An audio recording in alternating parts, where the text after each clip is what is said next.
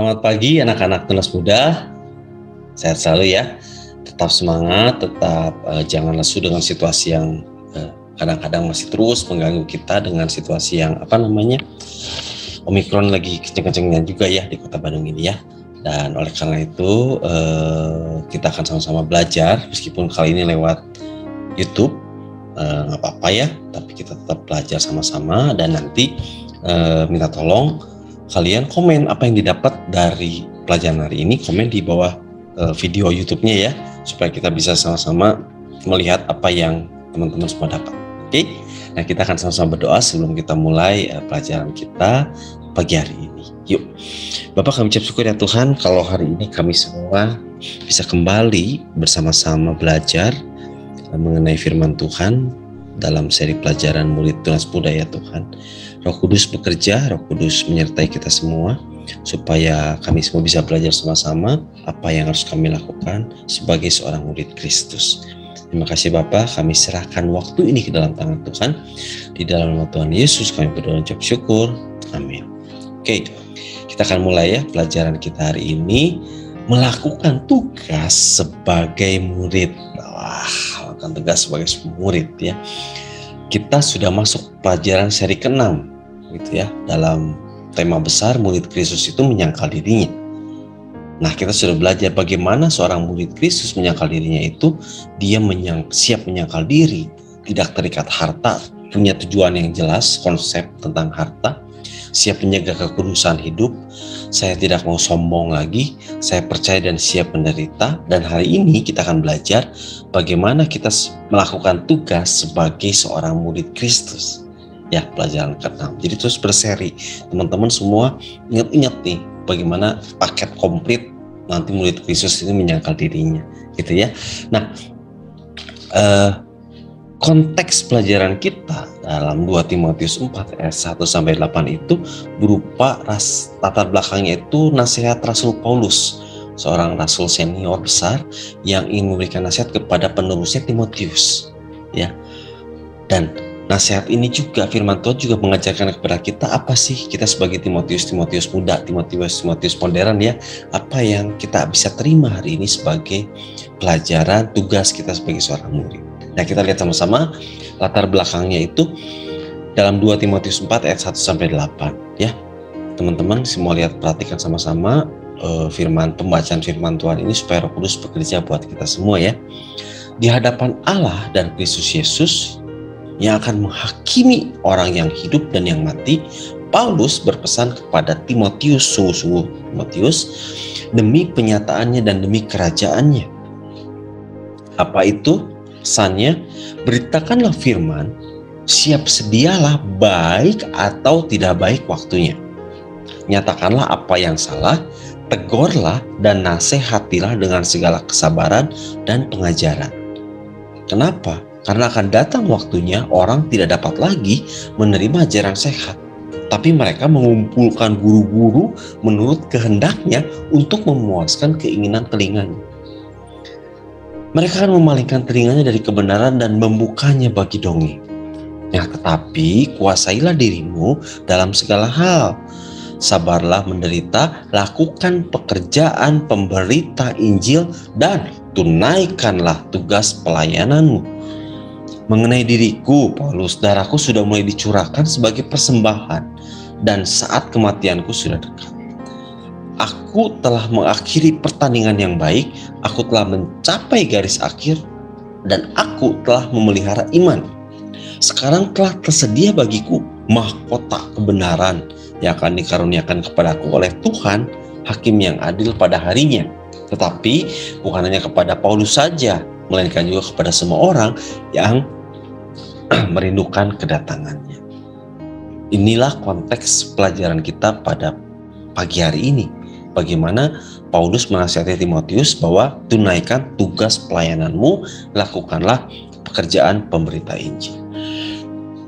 Nah, waktu ayat 7 dan 8 bicara tentang, wah saya sudah mengakhiri pertandingan, kata Paulus. Sekarang sudah tersedia mahkota kebenaran gitu ya. Nah, waktu mengakhiri pertandingan sudah selesai, mahkota kebenaran sudah disediakan buat Paulus. Jadi ingat, akhir-akhir ini, baru-baru ini saja baru terjadi Piala Afrika di 2022 ini Senegal mengalahkan Mesir. Wah, Senegal mengalahkan Mesir ya, Piala Afrika. Kenapa? Saya suka ini, serunya kenapa? Senegal itu, di dalam Senegal dan Mesir ada satu pemain masing-masing yang ada di dalam klub kesukaan saya, Liverpool gitu ya. Wah, menarik. Itu di Senegal ada Sadio Mane kaptennya, dan di Mesir ada Mohamed Salah. Mereka dua-duanya pemain andalan. Bertemu di final. Wah, jadi seru ya. Nah, waktu ngelihat foto ini ternyata kan Senegal jadi juara ya, dan teman-teman bisa ngelihat dalam foto ini betapa senangnya menjadi seorang juara, betapa senangnya dapat piala, dapat mahkota gitu ya, kebanggaan bahwa saya sudah jadi pemenang, saya punya mahkota, saya punya piala gitu ya. Nah, rasa sukacita ini yang tidak tergambarkan ya, senangnya perjuangan yang latihan bertahun-tahun gitu ya, tidak sia-sia ketika kita semua ada dalam posisi sebagai pemenang ini gitu.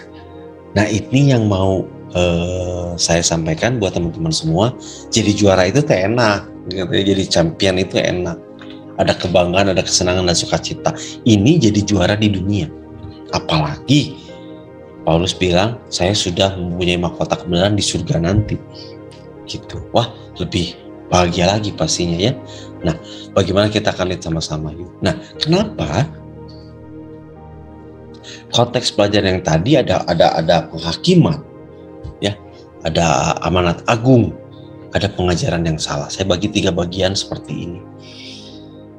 Amanat agung itu adalah tugas yang diberikan Tuhan kepada murid-muridnya, termasuk kita sekarang. Ini sekarang kita diberi tugas.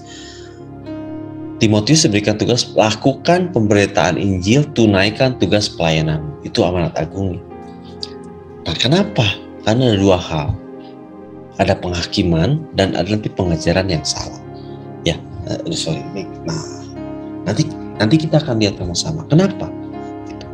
Amanat agung ini sangat penting dilakukan oleh kita sebagai murid Kristus. Pertanyaannya sekarang, teman-teman semua di sini sudah jadi murid Kristus atau belum? Ya, kalau kalian sudah menyatakan iman percaya kalian lewat maju ke depan, mengaku kepada pendeta, gembala sidang, dan sudah dibaptis, kalian dah murid Kristus. Dan kalau kalian belum, inilah saatnya mengambil keputusan gitu ya, bahwa kenapa ada mahkota. Nah, sebagai seorang juara itu disediakan untuk murid Kristus. Nah, itu ada dalam tadi yang pertama, di hadapan Allah dan Kristus Yesus yang akan menghakimi orang yang hidup dan yang mati. Akhir zaman nanti pasti ada. Kiamat itu pasti ada. Dan pada waktu kiamat nanti ada penghakiman yang dilakukan oleh Tuhan Yesus Kristus. Makanya Paulus berpesan dengan sungguh-sungguh kepada Timotius, hei, nanti ada penghakiman loh. Ada pemisahan, dipisah antara nanti orang yang mengaku percaya, iman percaya kepada Tuhan Yesus, dan sampai hidupnya nanti terus ya berjuang memelihara iman, mengerjakan keselamatannya dengan sungguh-sungguh. Dia jelas-jelas bahwa saya adalah murid Kristus. Itu nanti dipisahkan, mendapat mahkota kebenaran. Dan kalau tidak, ya pasti ada tempat menderita selamanya, dan itu pasti tidak enak. Jadi nanti waktu penghakiman ada suasana situasi yang ekstrim. Ada orang yang dengan sukacita lebih bahagia dari Senegal juara Piala Afrika, dan ada juga yang sedih karena tidak terpilih dan akhirnya menderita selamanya yang tidak bisa diobati lagi karena waktunya sudah tidak tersedia setelah ada penghakiman. Nah, inilah yang perlu teman-teman semua sekarang sebagai seorang pribadi. Apakah teman-teman sudah sungguh-sungguh menjadi seorang murid Kristus? Apalagi sudah mendengar 5 pelajaran kemarin, mau nggak menyangkal diri kita? Nah, kalau sudah, ayo kasih tahu teman-teman yang lain. Yuk, nanti itu ada penghakiman. Ya, kamu mau nggak bersama-sama dengan saya? Yuk, ikut menjadi murid Kristus Yesus. Pada waktu penghakiman kamu akan merasakan bahagia yang luar biasa. Karena kita bisa kembali bersama-sama dengan Tuhan. Teman-teman tahu nggak? Roh kita itu kan diciptakan oleh Tuhan. Artinya, roh itu akan menjadi maksimal, akan menjadi optimal akan mendapat bahagia yang penuh ketika bertemu dengan pemiliknya. Jadi artinya roh kita itu pasti akan bersukacita lebih daripada Senegal ini ketika berjumpa dan bersama-sama dengan Tuhan. Dan sebaliknya, kalau roh itu tidak bersama-sama dengan Tuhan, itulah penderitaan yang tidak akan pernah bisa. Nah, rasa ini yang teman-teman perlu dapat dan nanti yang harus teman-teman bagikan kepada teman-teman yang lain yang belum percaya kepada Tuhan Yesus. Itulah tugas sebagai seorang murid. Bagikan. Ini ada mahkota nih. Ini ada rasa sukacita yang paling luar biasa ketika kita menjadi seorang juara. Mengakhiri pertandingan dengan iman. Ya, ayat itu sering ditampilkan di dalam orang yang meninggal ya.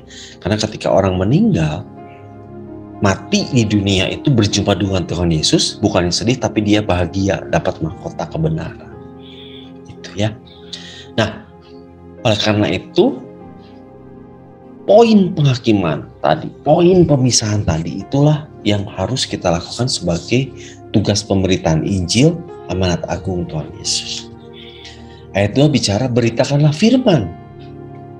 Kita harus memberitakan firman.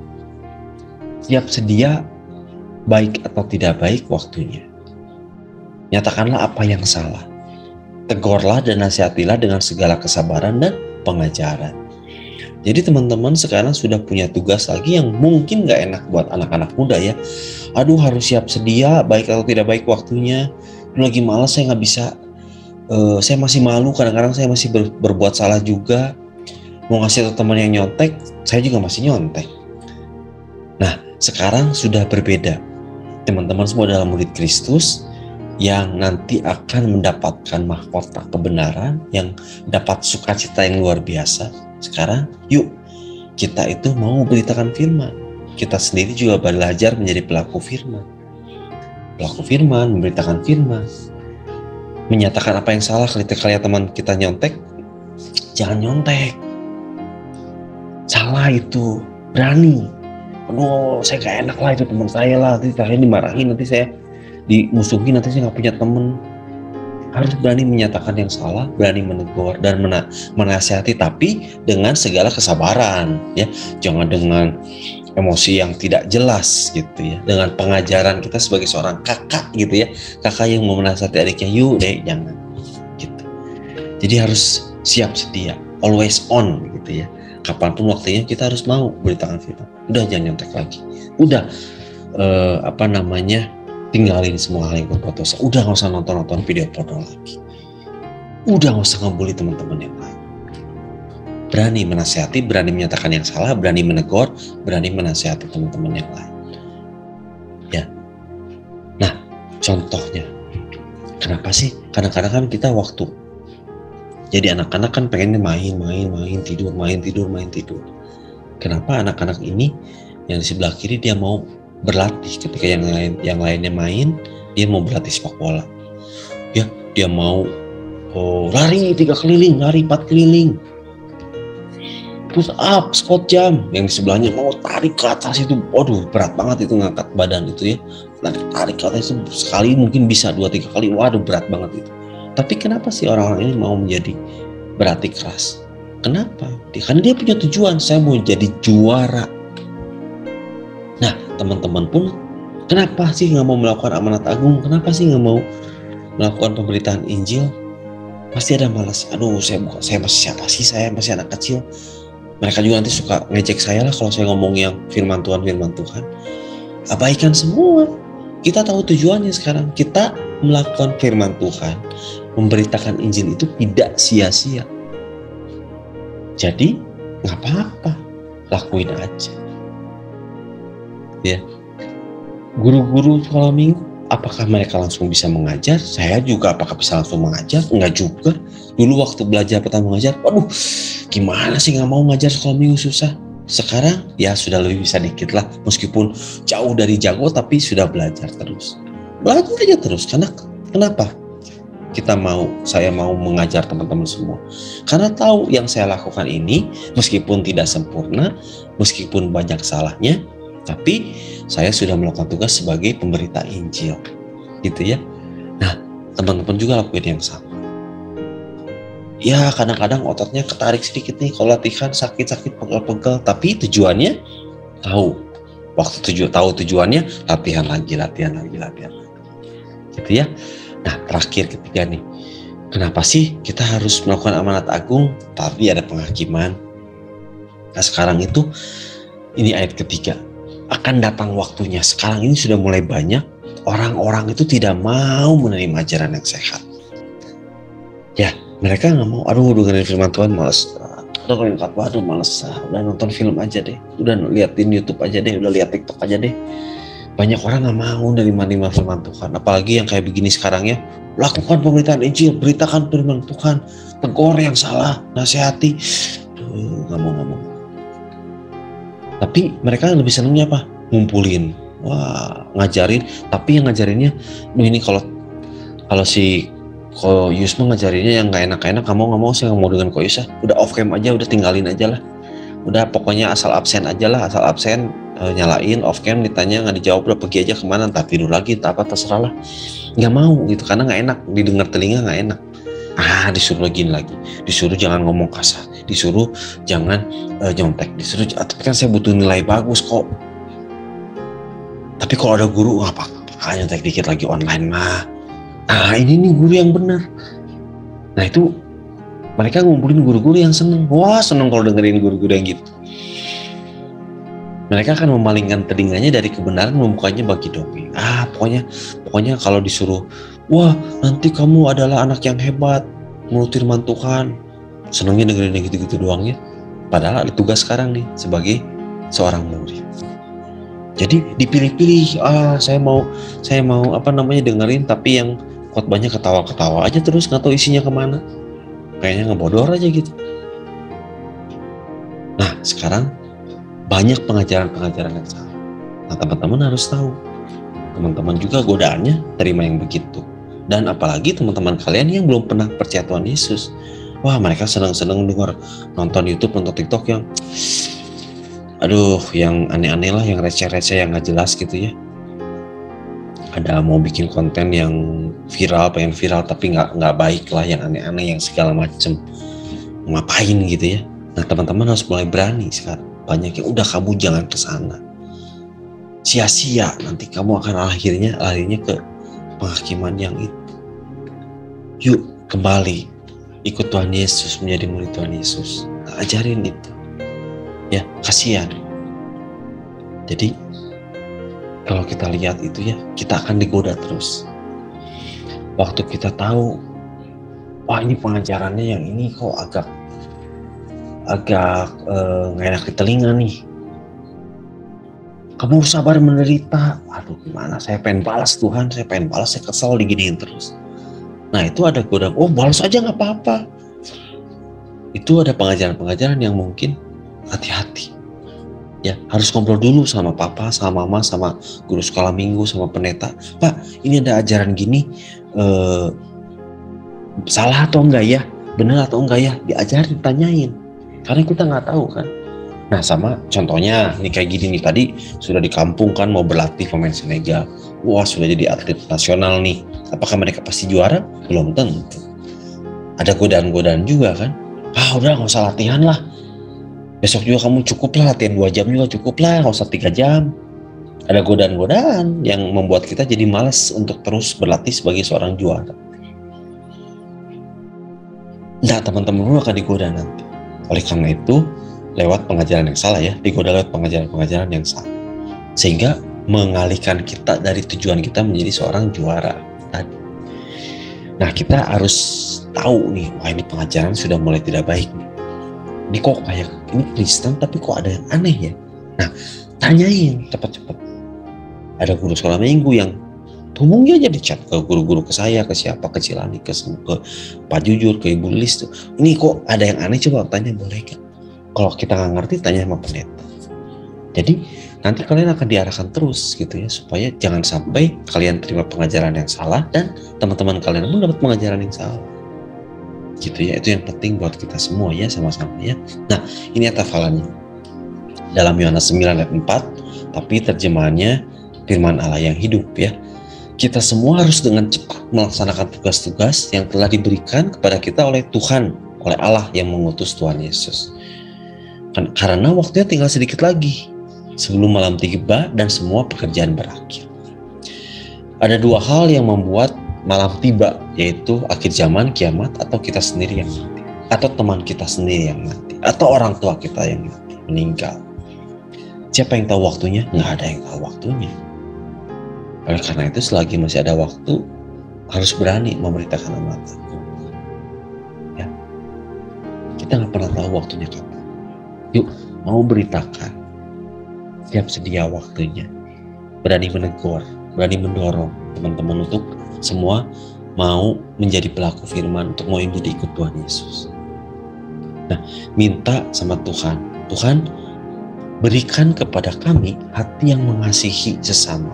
Hati yang mengasihi papa mama, hati yang mengasihi koko cici, dede, hati yang mengasihi teman-teman di sekolah dimanapun, untuk membuat kami semangat waktu kita memberitakan, bukan dengan woi kamu nggak boleh, woi kamu, jadi kayak kita yang kelihatan sok suci gitu, bukan. Tapi waktu kita ngasih tahu, menegur, mendorong itu dari hati, keluar dari hati yang gimana sih? Hati yang mengasihi. Tuhan Yesus sayang kamu loh. Tuhan Yesus sayang saya. Tuhan Yesus juga sayang kamu. Tuhan Yesus mau kamu juga menjadi pengikut Tuhan Yesus. Kenapa? Nggak rugi. Ada mahkota, ada kemuliaan yang nanti Tuhan berikan di akhir zaman nanti. Ada sukacita yang kita bisa rasakan sekarang di dunia. Teman-teman yang nyontek senang dapat nilai bagus, senang sebentar. Tapi apakah dosa waktu menyontek itu akan tetap membuat teman-teman senang selamanya? Akan mengejar terus. Tapi waktu kita bayangkan, saya mengerjakan soal dengan jujur, mungkin nilainya tidak lebih bagus dari yang nyontek. Tapi apakah kalian senang selamanya? Senang, karena sudah melakukan hal yang benar. Jadi ikut Tuhan Yesus itu mungkin kayak yang orang lihat mah kayak rugi, enggak rugi. Senang, lebih bahagia ikut Tuhan Yesus. Nah, hati yang mengasihi itu teman-teman minta sama Tuhan Yesus. Roh Kudus pimpin supaya waktu kita memberitakan, waktu kita menegur, waktu kita merasa tidak siap, Tuhan siapkan lagi. Waktu kita aduh nggak mau, Tuhan mau mendorong kita, yuk teman-teman yuk, baru berbalik kepada Tuhan Yesus. Nah, ini yang menjadi pelajaran kita hari ini ya. Lakukan tugas sebagai seorang murid. Kok malas banget ya? Gak malas, gak rugi. Kenapa? Ada kemuliaan, ada penghakiman. Waktu kita nanti dipisahkan, kita akan dipisahkan sebagai orang-orang yang ikut Tuhan mendapat kemuliaan. Itulah nikmatnya jadi juara. Senang daripada seorang Senegal doang ya yang jadi juara Piala Afrika. Tapi kita punya kesenangan yang abadi, yang kekal. Jangan karena kalian masih tunas muda, itu mah nanti aja. Kita gak pernah tahu. Justru Tuhan mau pakai anak-anak muda. Kenapa? Karena banyak anak-anak muda pun yang dapat pengajaran yang salah. Jadi tugas kalian untuk sebagai teman mau memberitakan, menegur, mendorong, siap sedia waktunya kapan. Gitu ya? Siap? Yuk kita minta pimpinan Roh Kudus. Tuhan, inilah kami anak-anak tunas muda. Kami minta kuasa Roh Kudus saat ini juga memenuhi setiap murid-murid tunas muda. Dan siapapun yang mendengar firman Tuhan ini, limpahkanlah kasih Roh Kudus-Mu, limpahkanlah kasih Allah untuk kami memenuhi seluruh hati kami, seluruh hati pikiran kami, untuk kami semangat memberitakan Injil, melakukan tugas kami sebagai seorang murid Kristus. Karena kami mengasihi mereka, karena kami tidak mau mereka ada dalam penghakiman dan mereka gagal. Kami mau orang-orang yang kami kasihi turut bersama-sama dengan kami menikmati kemuliaan, menikmati sukacita menjadi seorang juara bersama dengan Tuhan Yesus. Seperti Rasul Paulus ya Tuhan. Roh Kudus-Mu, limpahkanlah kuasa-Mu, hikmat. Pakai anak-anak muda ini selagi mereka masih muda, dengan kemurnian iman mereka. Pakai Tuhan, pakai urapan Tuhan menyertai mereka menjadi anak-anak tunas muda yang berbeda dengan yang lain, menjadi agen-agennya Tuhan, menjadi murid Kristus yang memberitakan Injil, menjadi Timotius modern. Orang akan melihat anak-anak ini dipakai Tuhan luar biasa. Terima kasih Tuhan, terima kasih. Berkat Tuhan menyertai kami semua. Di dalam nama Tuhan Yesus kami berdoa dan mengucap syukur. Amin. Siap, semangat ya, lakukan tugas sebagai seorang murid Kristus. Nanti kalian komen ya, komen di bawah ini dapat apa, ceritain udah pernah lakukan, komen di YouTube ini. Oh, saya sudah cerita, hasilnya gini. Oke, selamat pagi, selamat menjalankan tugas sebagai seorang murid Kristus. Tuhan Yesus memberkati. Yes.